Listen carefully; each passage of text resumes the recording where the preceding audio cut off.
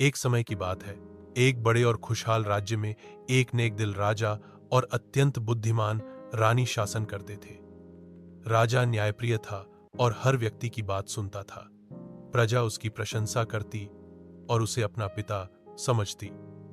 रानी न केवल सौंदर्य में बेमिसाल थी, बल्कि बुद्धिमत्ता और ज्ञान में भी अपनी मिसाल आप थी। वह हमेशा राजा को सलाह देती और गरीबों की मदद की योजनाएं बनाती।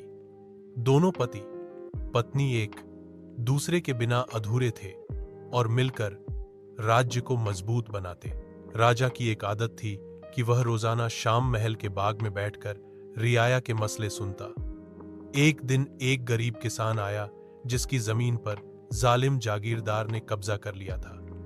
किसान के आंसू देखकर रानी ने राजा से कहा, अगर इंसाफ सबके लिए बराबर है तो इस किसान की फरियाद भी सुनी जानी चाहिए।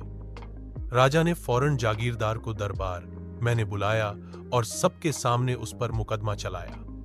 अंजाम यह हुआ कि जमीन किसान को वापस मिली और जागीरदार को सजा। प्रजा ने उस दिन राजा और रानी को दुआएं दी। लेकिन खुशी के इस दौर में राज्य के दुश्मन भी थे। पड़ोसी राजा को इस राज की तरक्की पसंद न आई और उसने जंग छेड़ दी। राजा फौज की कमान करने निकला तो रानी ने खुद महल और रियाया की हिफाजत की जिम्मेदारी संभाली।